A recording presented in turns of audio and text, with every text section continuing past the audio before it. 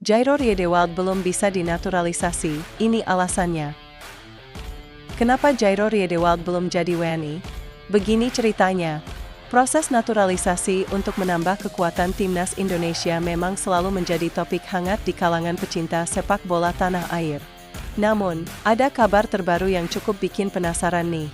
Menpora, Menteri Pemuda dan Olahraga, RI, Dito Aryo Tejo, baru-baru ini mengungkapkan kalau dokumen naturalisasi Jairo Riedewald masih belum masuk ke Kemenpora. Loh, kenapa ya? Kok belum juga jadi WNI? Jairo Riedewald, pemain asal Belanda yang kini memperkuat klub Liga Premier, Crystal Palace, memang jadi salah satu pemain yang diincar oleh timnas Indonesia. Namun, rupanya ada kendala administratif yang membuat proses naturalisasi pemain ini terhambat. Dalam sebuah konferensi pers yang diadakan pada Jumat, 31 Januari 2025, Dito Aryo Tejo menjelaskan bahwa PSSI, Persatuan Sepak Bola Seluruh Indonesia, masih sibuk melengkapi berkas-berkas yang dibutuhkan. Jairo itu persoalan berkas, menurut PSSI ada beberapa paperwork yang masih belum diselesaikan. Jadi, berkasnya belum masuk ke Kemenpora, kata Dito, seperti yang dilansir dari berbagai sumber. Meskipun Jairo Riedewald masih terhambat masalah dokumen, ada kabar baik nih untuk para pendukung timnas Indonesia. Kemenpora sudah menerima 3 dokumen pemain yang akan dinaturalisasi menjadi warga negara Indonesia. Mereka adalah Ula Romeni, Dion Marks, dan Tim Gepens.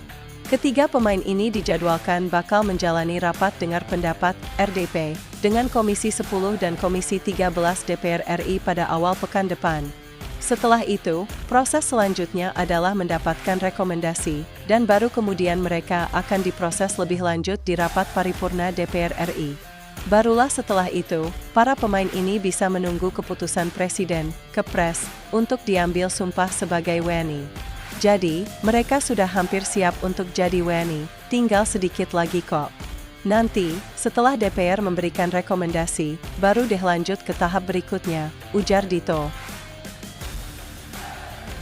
Pemain asal Belanda ini memang sudah beberapa kali disebut-sebut sebagai calon penguat timnas Indonesia. Namun, ada satu hal yang membuat penggemar bola sedikit kecewa, yaitu keterlambatan pengurusan berkas naturalisasinya. Walau demikian, kabar baiknya, Jairo tetap jadi pilihan utama pelatih timnas Indonesia untuk memperkuat tim di level senior. Tentu saja, jika Jairo akhirnya jadi warga negara Indonesia, hal ini akan jadi angin segar bagi timnas Indonesia. Dengan pengalaman bermain di Liga Top Eropa, Jairo bisa memberikan kontribusi yang besar untuk timnas, apalagi untuk memperkuat lini tengah yang masih perlu tenaga ekstra. Tapi, sabar dulu, para fans. Sebab, PSSI masih harus melengkapi segala administrasi terkait pemain ini agar proses naturalisasi bisa berjalan lancar.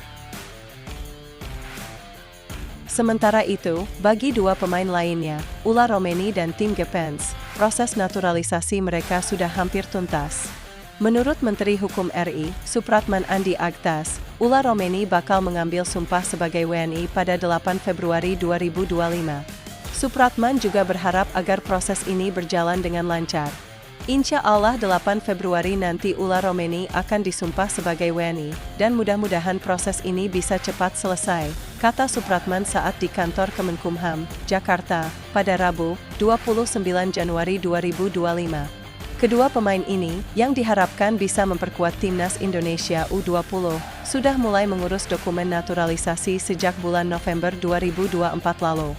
Jika semuanya berjalan lancar, mereka bakal bergabung dalam timnas U20 dan bisa tampil dalam kompetisi internasional berikutnya.